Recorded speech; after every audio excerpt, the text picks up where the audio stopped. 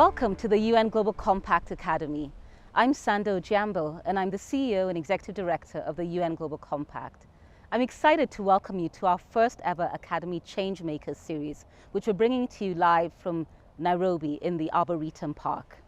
The objective of the Academy Changemakers series is to provide you with an opportunity to listen and learn from the world's most innovative and influential leaders. Our first Changemaker is a global leader and a strong advocate for inclusive, just and sustainable development. And she was also one of the architects of the Sustainable Development Goals. It's truly my honor to welcome to our first Changemakers series the Deputy Secretary General of the United Nations, Amina Mohammed. Welcome to the show, Amina. Welcome. So over the next 30 minutes, we're going to tackle 4 key areas with the Deputy Secretary General. First, we'll hear a little bit about her personal motivations and what drives her. Second, we'll hear about sustainable business and how important it is to global development. Third, we'll look at where we are in terms of the implementation of the Sustainable Development Goals and what we need to be able to get to success. And finally, we'll talk a little bit about leadership. DSG, so I wanted to talk a little bit about your career, covering both regional and international dimensions. Do you think you can recall when you knew this was it, when you knew that your life was going to be one of service and purpose that would be impacting development? When was that moment for you? I started in the business community, working for architects and engineers. So we were designing and building hospitals and schools. And the moment I made the decision was we had finished designing this 250-bed hospital in my country, Nigeria. Mm-hmm. Suddenly we didn't have any money for it. And the minute we went to look for the money, we could only find it in the development industry. So we went straight to the African Development Bank. Making the case for that hospital answered many questions and asked many questions of me that had not been asked by a brief that a client would give for just building a hospital. Going to the African Development Bank, they were asking about the impact on the population, on the staffing, on things that would make a hospital run. And so for the first time I got perspectives from the other side. And it was at that point I was asking myself, so we have all these schools and all these hospitals and we design them, we pay a lot of money for them, they don't function. Why don't they function? So my next job was to say, how am I going to tackle government to get them to do that? And really beginning to see that we had all the hardware, but we didn't have the software. And so how were we going to advocate for that? And that this wasn't just about the business side of the world, it was about the people side. And I crossed over. Right. That was the beginning. So talking about crossing over, because sometimes there's a perception that these different sectors function differently when you put them together. Different paces, perhaps different understanding of what success looks like. But from what I've known of you, and I've had honestly the pleasure to work with you for just over a year, you can't wait. You want to push boundaries and you want us to go faster and further. What drives you to do that, and how can you do that effectively across, government, private sector, the United Nations? Well, I had lots of experience in, first of all, the private sector. Our client was government, so you already knew how slow it was to get things done. And in the private sector, you had to do it in order to get it done, even if it wasn't your job. But I think most of all, where does this sense of urgency come from? Is that the person who's suffering in the field, in the street, in the community, doesn't have 5 years to wait. It's painful there and then. The sufferings are there and then. Mm-hmm. The woman that has to go give birth to her baby is not going to wait till you get a hospital done in 2.5 years. It's there and then. And so a sense of urgency from the demand of people, of the community, of a country itself. And these days in particular, of our youth. That we have the largest cohort ever in the world, but we have a huge youth population in Africa. And the opportunities there for us to get ahead of our challenges. The so-called Africa is rising. When? So the urgency to have that done and to get ahead of the curve of so much instability, of climate crisis. So I think all the things are there for me to say, I think we can do this faster, and to push that. And often you get results. So you push even more. You push harder. And we're sitting here at the Arboretum in Nairobi, and your point about Africa rising makes you want to shift to a spotlight on Africa specifically. There are challenges, but there are lots of opportunities. As you said, we have a youthful population. There's lots of innovation going on here in terms of technology. there is the opportunity to really see how these newly industrialized and newly middle-income countries can really embrace a green or sustainable agenda. But I just wanted to ask, do you believe, or how could we communicate to African business leaders that sustainable business really is a key part of this Africa's growth trajectory? I think first start talking to businessmen and women as part of the community, part of the population of a country, and their expectations for the growth of that country. Take them out of that silo of their constituency and ask them first as a human being, as a national, as a citizen of that country, what their expectations are. Then come back into what is the role that your business, your day-to-day work can contribute to that. Now often private sector has huge leverage with government, and so getting in there to help with the policies that are needed to have more inclusive economies, to have the investments right, to employ younger people, to take a chance. I would say more risk. I think that many businesses are risk averse, and you've got to take the risk in developing economies. Someone's got to do it. The returns, the dividends are huge. Right. So I think for business there are many things. Look in the mirror, see what impact you want to make in your community, in your society, across borders, and how you can best do that with the business that you have. And then talk about scale, because it's okay to have small businesses, but we should be looking for the headroom to grow. And that growth means that we have more jobs, we have a better opportunity of engaging with the frameworks and the transitions to a green or a blue economy. Innovate, the best place for innovation, for efficiencies, for inspirations come from business. And so connect that with the population, with government, with the opportunities. And I think there are many more opportunities in Africa than there are challenges. We've just got to get ahead of them, get ahead of the challenges using the tools that we have, the frameworks we have, the partnerships. Think of Africa as your oyster to begin with, before you are attempting to go to anywhere else in the world. This is full of opportunity. Our Africa is full of it. So I think that's one place. Solidify our foundations, yes. And then the real rise will begin. Could you speak a little bit about what an ideal balance or relationship would be between government and the private sector, especially given our context here on the African continent? Well, clearly government needs to be in a place where they are ensuring that the policies are inclusive with whatever growth strategy, vision they have for their country. Governments need to be facilitators, enablers, and not doers. Business has the business of being the doers, of bringing economy to life with the right policies and investments that would be required. So I think there's more of a role for business than there is government. Both are very critical. One enables the other. We have to make sure that people are at the center of this. So you want also business to be responsible and accountable. But I think often we often find government doing things that they perhaps should not be doing in the business world, and business sort of stepping back rather than forward to take up those opportunities. That's really great.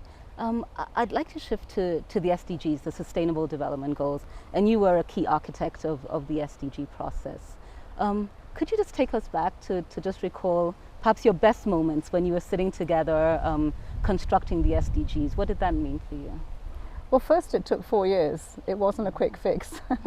We also were coming from a place where we understood that goaling actually worked, because we had the Millennium Development Goals. It was an agenda it wasn't a social agenda, but we realized that unless you were going to put this into an inclusive economy, it wasn't going to happen. So you'll see the unfinished business of the MDGs in the first 6 goals. But this framing took that time because we knew that it was beyond just governments. It was business, it was academia, civil society. So the stakeholders to lift this agenda were a key part of this. And I think one of the moments that was very special is when we gavelled the SDGs in the General Assembly. We had Malala in there, who was, as a young person on education, not just sitting on the same floor with the leaders, but sitting above them and saying, okay, so this is our agenda, how are you going to make this effective? Which was very powerful from leaders. But another part of the excitement I had with the agenda was goal 16, which is very difficult to reach, but people came across the aisle. You also had, you also had a great ambassador to make sure that this was inclusive. So goal 16 is a major pillar which looks at institutions and the rule of law and the enabling environment for all stakeholders to do their bit. So I think those two bits, having civil society and all stakeholders when we gavelled, including really special people like Malala, but goal 16, that really is for us still work to do. It's a work in progress, but it's an amazing one. Yeah. Interesting reflection that it took 4 years to put them together. It did, and we are, look, we are 7 years into this and we still haven't got there yet. It's a big agenda, but I think it is the only framing of investments needed for sustainable development that leave absolutely no one behind, that are still valid today as they were then. Yeah. Let me talk a little bit about COVID and then the pandemic.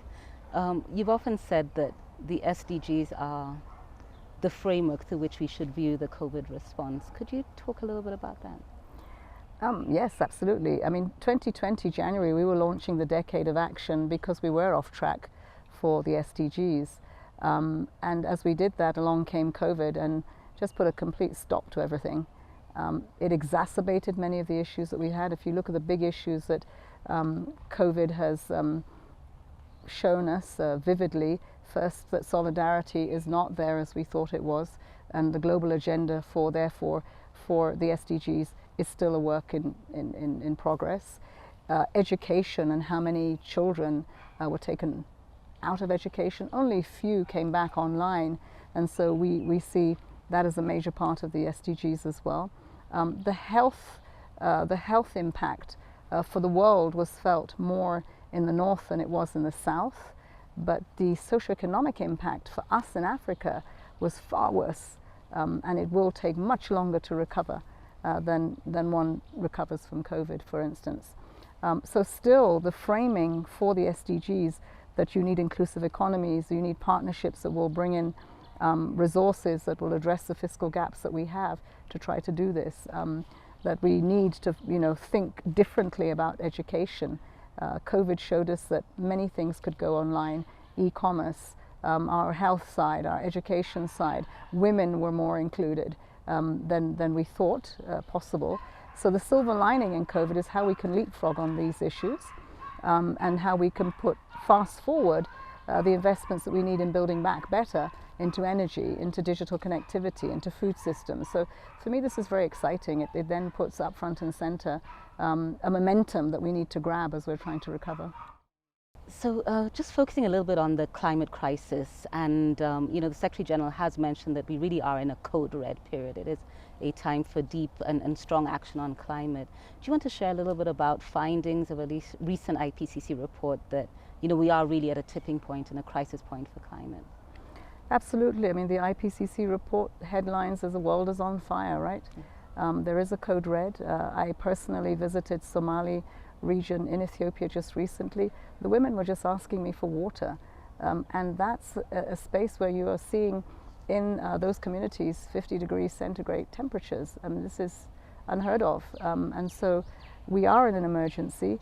We have an amazing opportunity to take the findings of the IPCC report that was launched to COP27, which is the Africa COP, that will deal with adaptation, that will deal with the financing that is needed for adaptation, but also for the just transitions that we need on energy, moving from fossil fuels to a greener economy.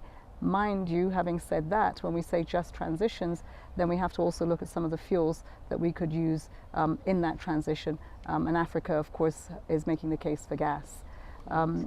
So I think it's important that Africa is going to bear the brunt, as it has done, but of increasing temperatures, sea level rises around our coasts, and so therefore it is more than urgent. Anything that we speak to when it comes to businesses, they're going to invest in ports because trade is going to be what they're trying to achieve in the AFCTA of the African continent, but sea level rises are going to have an effect on that, and we're going to have to then champion and continue championing the cause that we need our 1.5 degree world.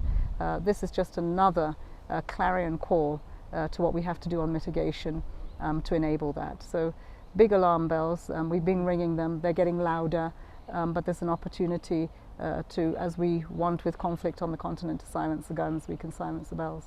Right. And a little bit on finance. You touched on financing in the context of climate, because there were also big unmet commitments made there. But if I look at the overall global finance architecture, what are some of the shifts that we need to make to be able to properly, I guess, finance and sustain the Sustainable Development Goals and beyond? There are many different moving parts in the financial architecture that need to be reformed, and I think one of those we've always said has been about access. We've seen in the era of COVID that countries who have better macroeconomic fundamentals and some elsewhere not getting the same deals in access to credit.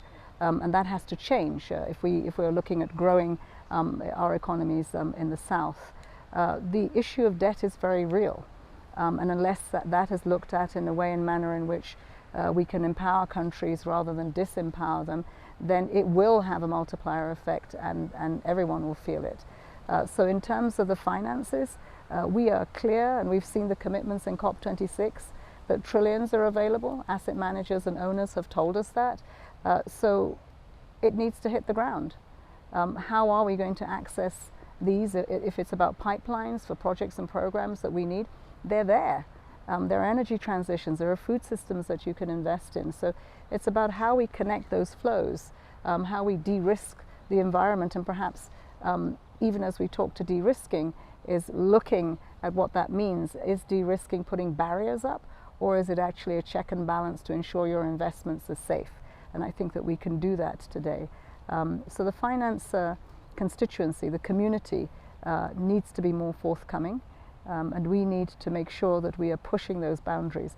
There are issues in the countries where we have to look at this. Our tax systems have to be looked at. We have to look at illicit financial flows. These are all parts of it, and they need to come together. The Secretary General has said in our common agenda that we need to reform and transform the financial system. We will be looking to work with the G20, with the multilateral development banks and the rest of the financial system to do that. And so in the context of the SDGs and the COVID recovery, what would you also say to business leaders in terms of opportunities they could seize, or what do they need to do around COVID recovery, especially in the African context? I think they know better what they have to do. They've seen the business opportunity. What I would say to them is that, are you ready to stand up and be counted? And if not, the implications for that will be an environment in which you cannot do business, because young people will be left without jobs. The investments that need to be made will not be made, therefore the economy will not grow. And so there's every reason for business to get engaged. Entry points on the climate agenda are energy, are food systems, are the digital. So there's plenty of opportunities. I think what we will continue to try to facilitate and convene around in the UN is how do we get the finance piece right. The finance mix in a country, from the domestic resources to foreign direct investment, private sector investments. We need to get that right, and we need to create an enabling environment for that to happen. Sure. Thank you, DSG. And as we come to the end, I'm going to go into what we call our lightning round. So I'll just ask you a series of short questions and let us know what comes to mind. Okay. So I'll kick off. I mean, the first is, could you name one person who really inspires you, and why? As a leader in Africa, because if you say writ large, then you're asking for so many more people. I think two come to mind. I don't want one. But the first, of course, is the inspiration that I draw from the two women who are presidents on the continent, in Tanzania and in Ethiopia. One is in an executive position, the other is not, but in both cases what they bring to the table in terms of leadership, inclusiveness, so they inspire me to do more to make sure that we're there to support women's leadership. And then of course, we've got to have a man for parity, right? So on the continent, still today, Paul Kagame is my inspiration. I think that he is so focused on not ever going back to the history that they had to endure, and is his people first. He takes every opportunity, every partner, and he just runs with it. So for me, that focus, that commitment, that energy and charge inspires. Super. If I move to business leaders, not who inspires you, but more, what do you think is the one characteristic this strong, forward-looking business leader would need to have? Oof. I think that that they look at the impact that they will have on their community, their country. If that's what they want to achieve, which is, how do I make better the place that I exist to operate in? The integrity, the speak, as they say, truth to power, the courage of their convictions to get out there and take risk because they believe it's better for others first and not themselves. To see the business leader that looks at the business for others and not for self. Sure. We spent 2 days reflecting on women's leadership. What's the one piece of advice you would give to women leaders for their personal and I guess professional success? Well, many have taken a really tough journey. This is not easy, right? So it's step by step. Every step has to count. It's a journey that they're taking. Once they get there, they have to know that that space is privileged today in the set of circumstances we have. So make the most of it. Be very bold and have your red lines that you're ready to step aside if you can't meet the integrity with which you came to the job, the issues and the values that you hold so high. Push those as far as you can. So make that space count. Ensure that once you leave, you've left it in a better state than you met it. If you keep that focus, then you can't go wrong. And bring more women with you, as you leave that space, make sure there's 100 more behind you that are taking it up. Absolutely. And my last one for you, Desi, you speak a lot about the intergenerational transition. What about young people? What's their space and where's their opportunity? Well, we have to do it with them and not just talk about it. The intergenerational transition, I don't think we've really done it before. And so I think it's about how we co-create that transition, how we somehow find the transition in that we value what each has to bring to the table. So I often say that when you talk about that, you're generally saying the young and the not so young, right? And the not so young have lived experiences, and those are valuable in helping you create more ambition and more foundation. But younger people have the vision of tomorrow, their tomorrow, the energy, and today the innovation and the ability to cross and borders without the baggage that we had when we were growing up and doing this. So I think it's an incredible opportunity to coexist and co-create the future. But we've got to get the balance right, and we've got to understand what we mean by young. So don't say young and you're 65, right? Just because we're living longer. I think we have to look at the whole life cycle. From the time that you will be born and go through an education, acquire the skills, get the job. But then when you come off, you need to go back down and fertilize again the local level so that you're continuously growing the experiences and the ambition that a community, nation, global space will have. Thank you so much, DSG, for joining us on this first ever Academy Changemakers series. It's truly been a pleasure having you here today. Thank you for having me. And thank you to our audience for joining us today. So I'd just like to share my 4 key takeaways from this amazing discussion with the Deputy Secretary General of the United Nations. I think first, it's very clear that sustainable development is really key to economic growth. The DSG shared how early in her career she was working on a private sector-led project, but realized that partnership between the private sector and the government with people at the center was really going to be critical to unlocking the full potential of all the projects that she was working on. The DSG has also shared that for Africa to truly meet its economic potential, it is absolutely critical to put people at the center and to forge partnerships across the private sector, the public sector, and certainly civil society to drive the goals forward. We've talked a lot about COVID and the COVID recovery, and the DSG has fully highlighted that the Sustainable Development Goals still remain critical to the COVID recovery. COVID has impacted health, it's impacted education, it's impacted economic growth, but the heart of this all, business can be part of the solution. And finally, we talked about leadership, women's leadership, intergenerational leadership, and indeed business leadership as a whole. And at the center really is a firm understanding about the transformations that are needed for society. DSG has encouraged us to look really deeply within us in terms of what purpose looks like, and also see how we can develop business solutions that are sustainable, long-term, and indeed forward-looking. It's been an amazing and reflective 30 minutes speaking to the Deputy Secretary General. Her depth of understanding of the Sustainable Development Goals and issues, as well as the interlinkages between the public and private sector and the important role that the United Nations plays, has been truly inspirational for me. I've had the honor to work with her for close to 18 months in this role, and she continues to inspire and provide bold calls to action for all of us. And that's it for this first ever Academy Changemakers session. This is just the beginning, so please join us for our future sessions where we'll continue to have innovative and inspirational leaders who are going to challenge us to do more, deliver more, and contribute to changing the world for the better. Thank you.